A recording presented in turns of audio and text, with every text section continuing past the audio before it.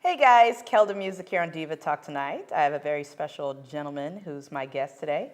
He goes by Rafael Musni, and he is a finance professional. Everyone, please welcome Rafael. Thank you, How Kelda. are you? I'm doing well. Oh my gosh, you're looking well. Thank you, thank you. Well, when you're dealing with other people's money, they expect you to dress up a little. So. That's right. I expect you to dress up well when you're dealing with my money, you know. So tell us from your perspective, what is a finance professional? What do you guys do for those who are not really clear on, some of the things that you handle? What do you guys do?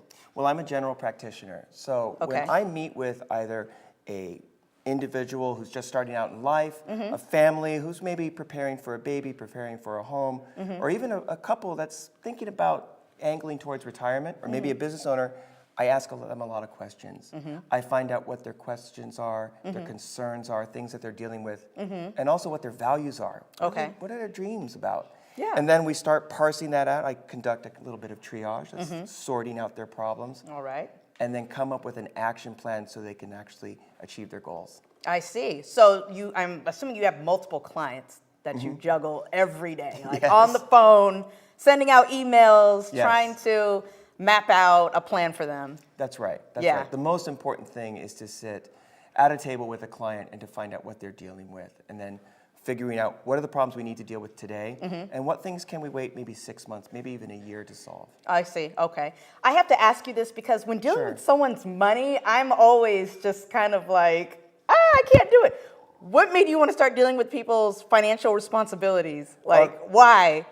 You know what? That's actually. Is it stressful? It is stressful, but I have to say probably the biggest problem, the biggest source of maybe stress for me is knowing that that person does have something that they can do about their problem, but for whatever reason they're not taking action. And it might be fear, it might be just overwhelm. That's why I'm there. I'm here to say, look, if we can't solve the entire problem, let's solve this piece of it. Right, because you have better knowledge and you have obviously the educational background. That's right. That's right. And what brought me to it is that I actually kind of thought everyone knew about money. Yeah. My grade school, they actually taught us about how to write checks, how to balance a checkbook, how to balance a passbook, and they even brought a banker in that would set up bank accounts for us students, a student account for 25 cents. See, I didn't learn that stuff till I was like in college. Right. So, well, absolutely. Kind of, well, a little bit of high school, but so tell me now. When we were backstage, you were telling me something about when you save a penny, you save. How does that cycle That's go? right. So sometimes I like to explain an idea without getting on the chalkboard or getting out the calculator, because sometimes people, their eyes start to go big as saucers. So I said, look, let's just start with a penny. Yeah. What if one penny? What if you needed to save up $1? So you wanted to invest a series of pennies so you can get $1. Well, I showed you the example. If you had 6 pennies and you put aside 6 pennies every year for a series of 10 years, and you got an investment return of, say, 10%, you'd have your $1. Oh. But you put in 60 cents. But what if you started a little bit earlier? What if you started exactly 15 years earlier and you put in 1 penny? And you put a penny in every year for 25 years, you'd have $1, even though you only invested 25 cents. Starting early and saving often, it makes a big difference. Yeah, it really does. And speaking of starting early, what advice would you like to give to college students that have to take out loans and pay them back? Well, the thing is to really because a lot of us are in that kind of situation right now. So. That's right. A lot of people are starting their job career, their career with debt. Yeah. And it's very common for people to say, "Oh, I better pay my debt and then I'll save." Right. I never advise people to do that. I say, can we start saving a little and paying off the debt a little? Once you start saving and you get into the habit of it, you actually get excited because you start seeing that account grow. Yeah, you start seeing money piling up, man. That's right. Yes. And, the debt can wait. Often school debt is actually not as a higher percentage rate.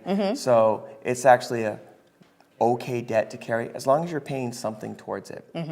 So I always say, pay your debts, but also save a little at the same time. Okay, wow. You kids out there, or you students who are about to go to college, listen to that. And don't sign up for those credit cards. Yes. Gosh, dude, signing up for credit cards, like for that moment you're like, oh, I need a couple $100, whatever it is, and then in the long run it'll just bite you in the.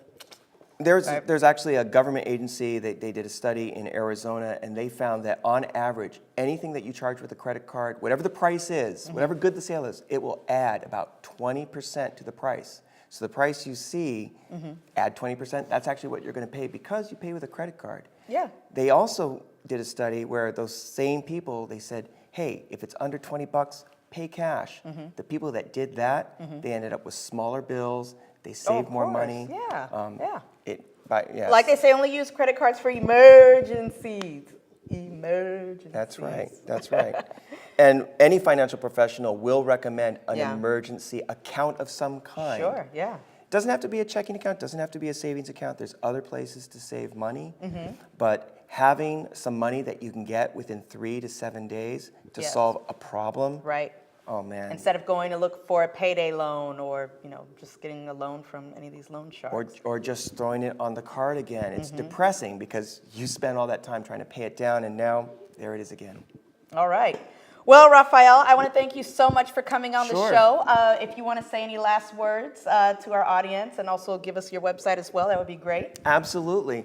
Yes, I encourage everyone to start saving, save early, save often. And if you have questions about how to save, how to deal with some of the financial problems you have, you can always give me a call.